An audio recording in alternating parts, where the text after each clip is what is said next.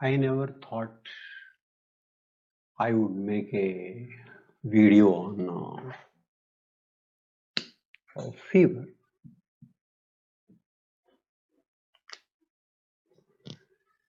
and particularly on COVID-related fever. When there are so many doctors, when there is a lot of crisis, why I never thought I would have something to say. It all happened a few days ago, just when I was about to sleep. I experienced a very severe chill.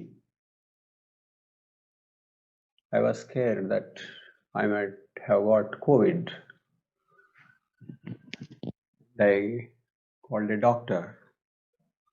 He said, check your temperature. I checked. It was 101.7.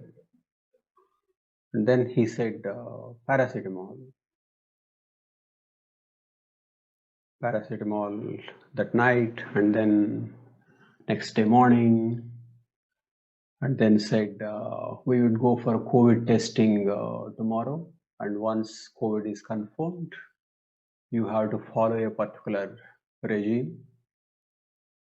And later I got to know about the prescription. The prescription is about fever, antibiotics, what to take at the time of breakfast, and then dinner, and then lunch. So I took paracetamol and went to sleep. Got up early in the morning.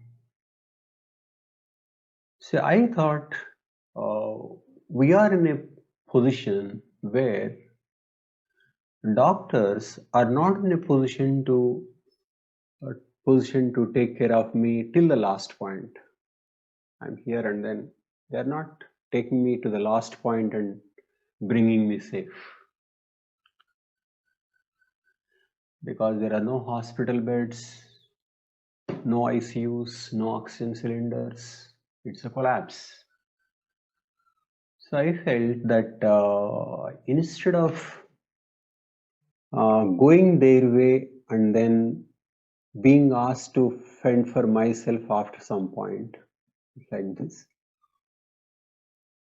why not look at the treatment now itself, in the beginning itself,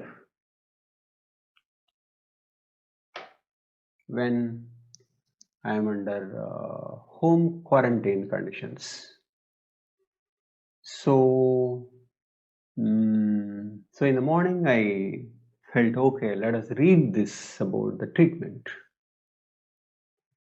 So it was then I started reading about fever. Okay, basically using YouTube and other literature. I came across certain very important issues which are worth sharing. And anyway, meanwhile, I was tested negative for COVID. I had fever only for 4 days, and I'm back to normal. But I wanted to share what I learned during those few days.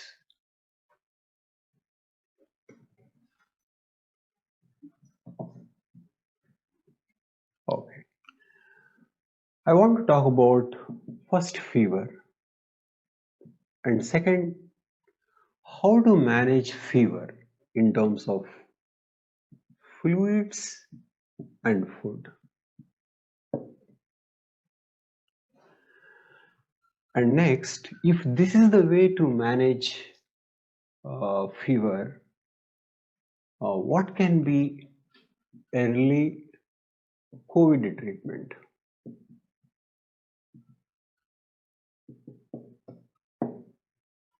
Okay.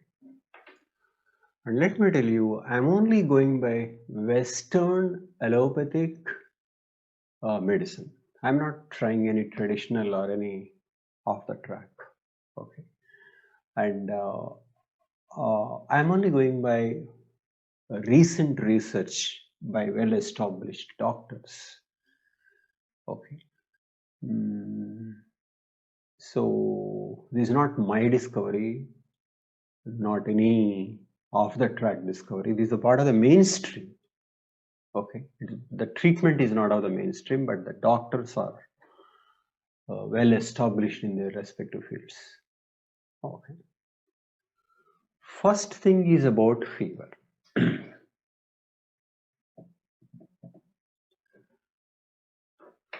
What surprised me about fever is that fever is not part of the disease.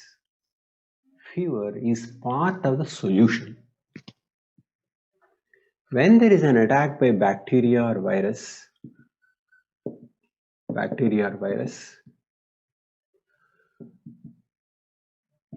temperature rise or fever is the way to respond to the bacteria and virus. I'm sure this much you have read in biology. High temperature conditions are created to fight against bacteria and virus. So fever is a response to infection. Fever is not part of the problem. Fever is a body's response. Okay. Here, why should body raise temperature to face bacteria and virus? The reasons given are two. Number one, to the bacteria and virus, thermal discomfort is created.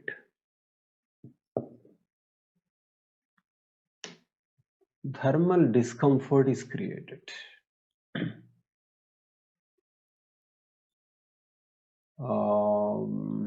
Because they have a particular narrow range, unlike human beings who can survive across many temperatures.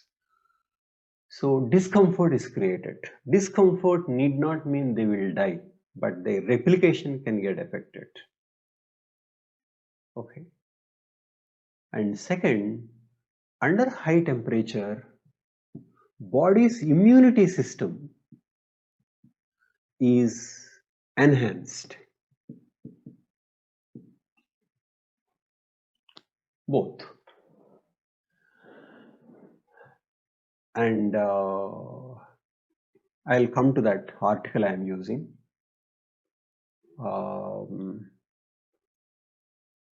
This behavior of fever is found across all birds, mammals.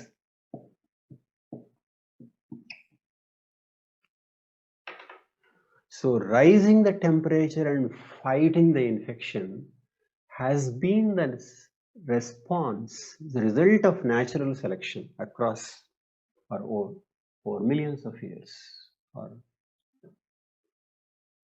So because of this, okay, and many experiments are conducted on animals, many, and also limited number of experiments on humans to see the efficacy of fever in handling infection. Okay. More particularly, I am following this particular interview and then article. See, this is the interview I am following fever, fluids, and food in acute infections. Okay. Interviewed by Dr. John Campbell. It's a very popular channel. Okay. And he is the interviewer, and he is the one who specialized on fever. His name is Stephen Hopton. Stephen Hopton. Okay. And so I first followed this interview, and later I went through an article written by him. So this one. Fever, could a cardinal sign of COVID-19 infection reduce mortality? Stephen Hopton can. Clinical professor.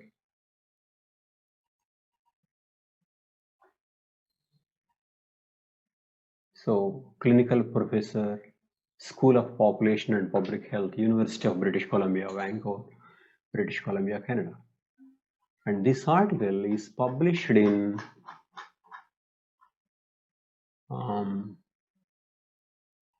American Journal of Medical Sciences, April 2021, volume 361, number 4. Okay.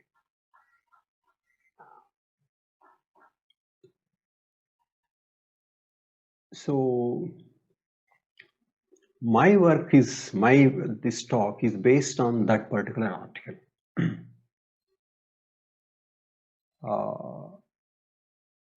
So he quotes certain studies.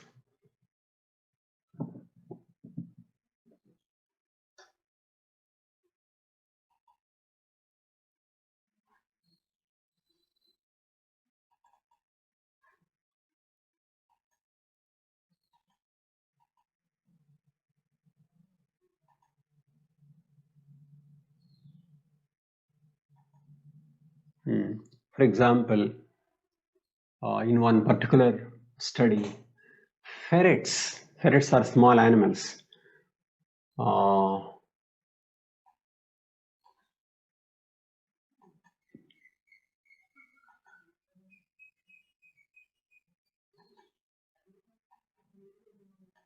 Were small animals infected, and some fur shaved and some unshaved. Unshaved ones had robust fevers and lower viral loads. Okay. So why so? Unshaved ones could produce fever because fur was a way of heat management. And then ferrets infected and then given antipyretic. Antipyretic is anti-fever medicine. And those not given antipyretic medicine had lower viral loads, which means if ferrets are not given something like paracetamol, they had lower viral loads. That's what it shows. That was on ferrets. And there is a study in Afghanistan on 200 children, Ahmadi and Sampati. 200 children with measles. And patients in antipyretic arm were found to have significantly increased duration of illness. So those who are treated with fever, with antipyretic, that is fever medicine, got the duration of illness increased. So a limited number of human studies, the author concludes, limited number of human studies support animal studies that antipyretics may have a negative impact on viral infections. Okay. These are the studies I picked up from that article, but he quotes many more.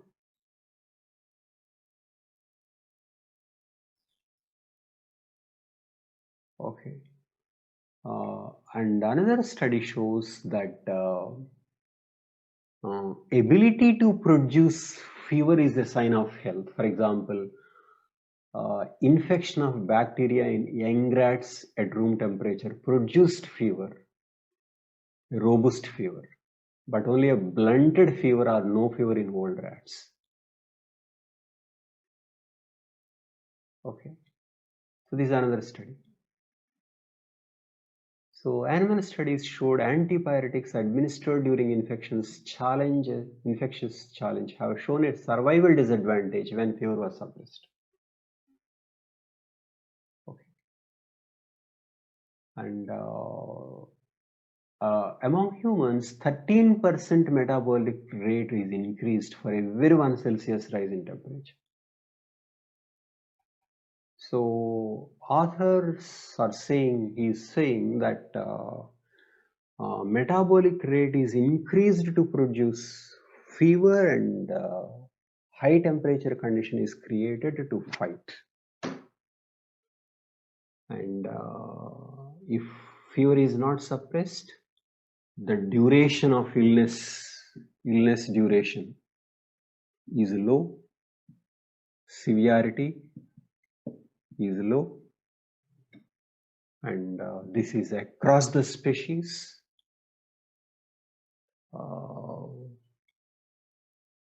So high temperature seem to be the input for infection management, for infection fight. Okay, so this is the survival function of fever.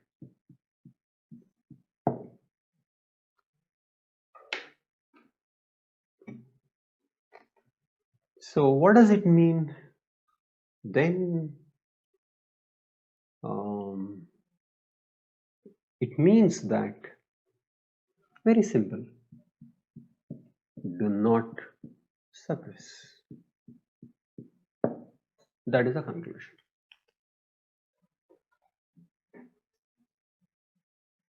Do not suppress is the conclusion.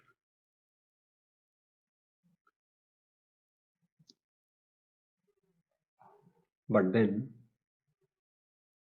if it is not suppressed, problem is, if it is not suppressed, won't fever rise and rise and rise like this? But the doctors say this is not true. Okay.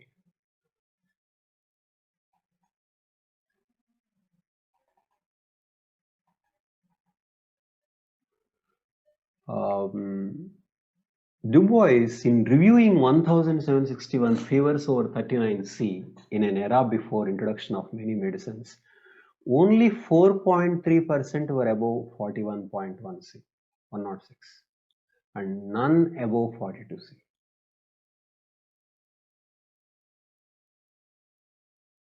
And only above 106F is a condition where temperature itself is a problem.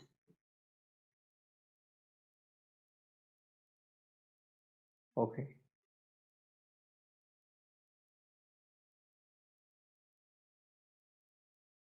So,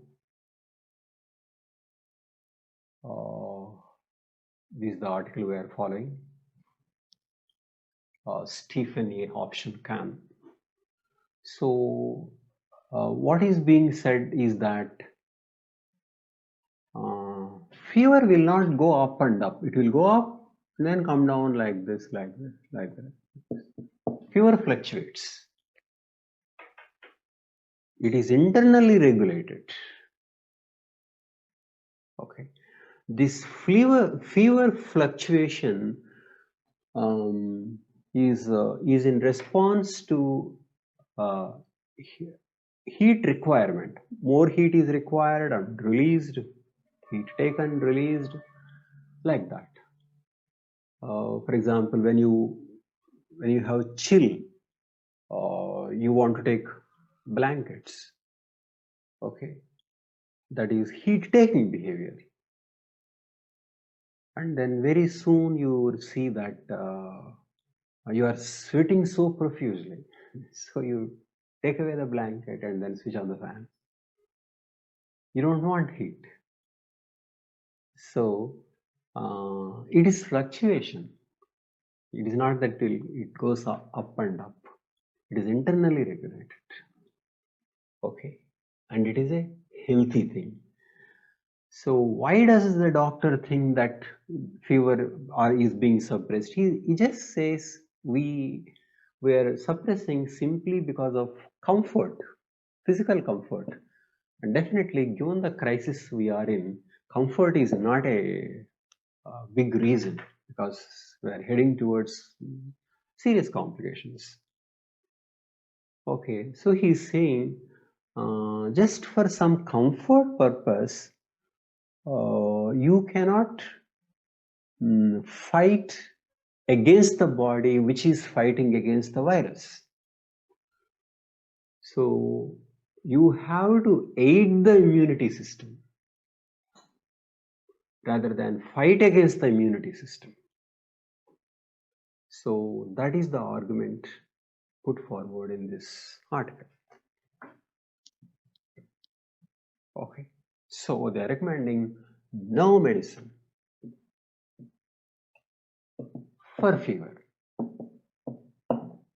Okay, so one may think that maybe for young people who are capable, no medicine may be a solution, but how about elderly people? And then the argument here is that if your immunity system is not good, if you are old, then the problem is it is even more important to aid the immunity system.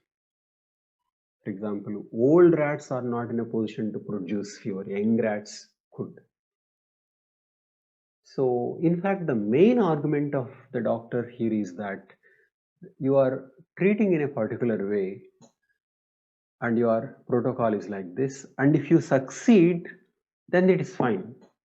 If you are successfully out, treatment is fine.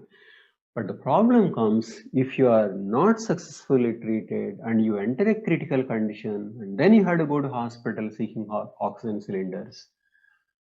The doctor is saying that by that time, because of this particular treatment, many disadvantages have taken place. So the argument is that early treatment is putting you at a disadvantage by the time you reach critical condition. If you are successfully treated, fine. But in case you are not successfully treated and you need hospital care, this kind of treatment where fever is suppressed is keeping you at a disadvantage. So face discomfort, don't suppress fever, and don't worry, fever will fluctuate and it will take care of you. Of course, this is not an argument that fever in itself will take care of you. It's not like that. Okay. Next, second thing is about fever management. 2. Fluids.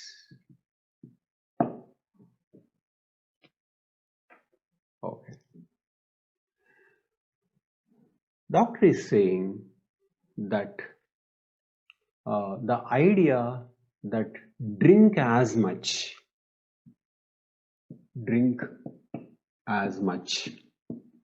is false. Drink as much fluids, as much fruit juice, water, no. He says drink only moderate. And also when needed. If you are losing fluids, diarrhea and things like that, you need to take. You're losing. And even sweating, is removing some fluids. Remember, fluids don't mean simply water. And when you are sweating or diarrhea, your fluids are out, which means water plus nutrients. And then supplement it with water plus nutrients, like with electrolytes. But if you are not losing much, the idea that you should go for more fluids during fever, he says, is not true. This is another important point, because I read that to prevent dehydration during fever, you take as much water as possible. That doesn't seem to be the right solution. And he says excessive intake of fluid in the beginning may lead to complications later. He is saying that in certain critical conditions, this is what is happening.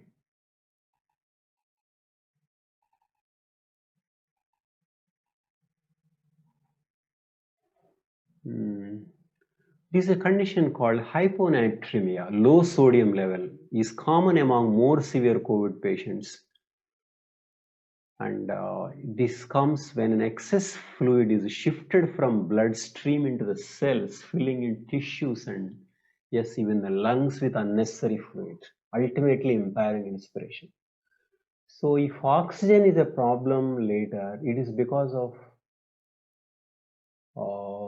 low sodium level, which is because of more water intake.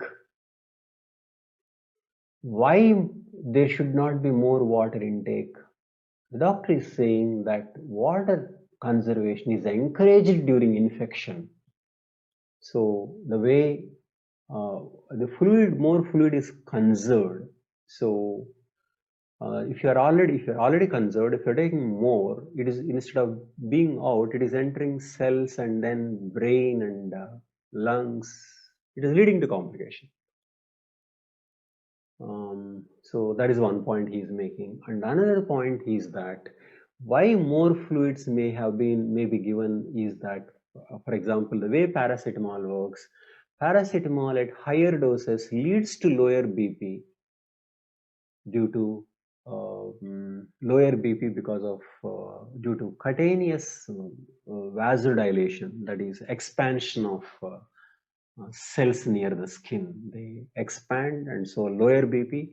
And to counter lower BP, more fluids are given, and this leads to complications.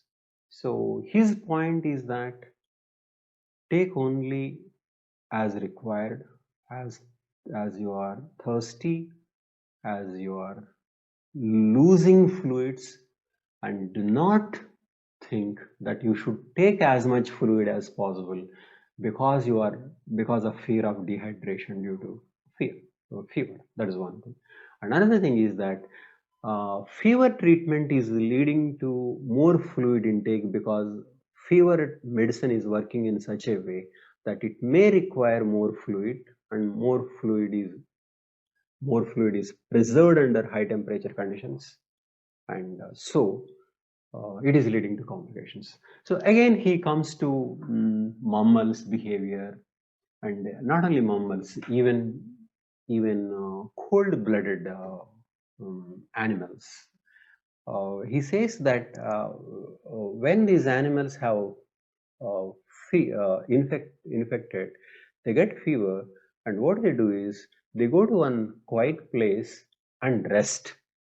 No food, no water.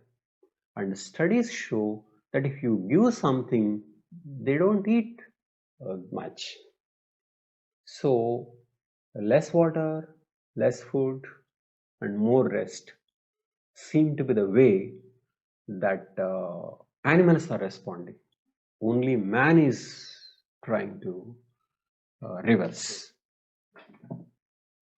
Next, food. Food as little as possible. Very, very important. In fact, this should be obvious because the body doesn't want food, we lose taste sensations, smell sensation, because we don't want to take. We don't feel hungry also. Uh, so many body changes take place in which digestion is blocked. Okay.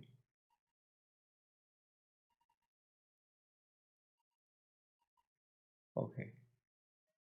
Gastrointestinal motility and secretory activity are inversely correlated with body temperature. To compensate this self-imposed nutritional deprivation, the body activates mechanisms to consume itself. Okay. Why does the digestive tract shut down? Because it involves diversion of energy from immune response. So, if you are eating, the energy is spent on digesting. But one common misconception is you need energy to fight the immunity system. Yes, that is true, but the body already has that energy inbuilt.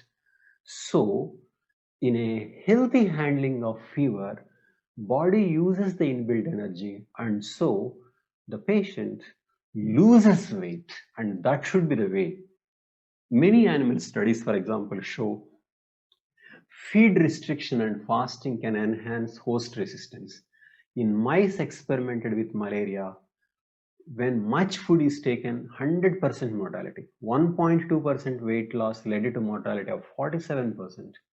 2.5 to 3.5% weight loss led to mortality of 43. 4 to 6.5, 10%. 7 to 9.5%, 50. So 4 to 6.5% weight loss is associated with 10% mortality. So 4 to 6.5% weight loss is better than taking food in an uncontrolled way. So which means the body refuses to take food and many things are blocked. Digestion is not aided, and because of which weight loss takes place, which means fever should lead to weight loss. Okay. So this is what it is, and the doctor says, this is a very important quotation I found. He says that fever is so central. The history of opinion regarding fever is in great part the history of medicine itself. For no feature of the great systems of medicine from Hippocrates to Galen to the present century so characterizes these systems as the views held concerning the nature of fever. So the history of opinion of fever is about the history of medicine itself. Okay. So that is what Stephen has to say on food, fluid, and fever. Okay. So what does this mean to COVID treatment? Here I have one favorite doctor, Dr. Berg. I went by his suggestions because he proposes holistic solutions. Okay.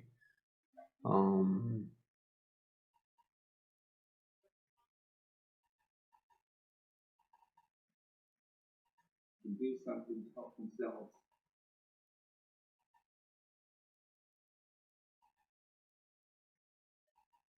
So he's the one, Dr. Eric Berg. Okay. What you should do on the first sign of COVID-19. Okay. So what are his suggestions? His suggestions include, number one, fast. Fasting is not starvation. You can take soups, liquids, but fast as much. Number 2. And when you are eating, don't eat carbs, because carbs contribute to sugar, and sugar is not good for immunity system. Okay. Fluids we discussed. And then 3 vitamins are very, very important. They are D3, zinc, and C. D3 30K, zinc 225 mg, and C 500 mg. So D3, zinc, and C. D3 30K, zinc 225 mg, and C 500 mg. These 3 very, very important. So fasting, no carbs, and this. And then 4th is take heat. Eat outside. Sun warmth. Okay. Take heat. Hot water bath. And then take rest. Sleep.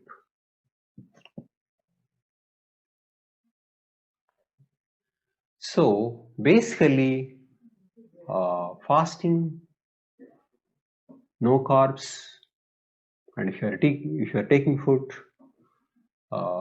take fatty food rather than carbs, and take 3 vitamins, rest, eat. So I found this is a very, very important thing that I should share. I'll be posting the video link and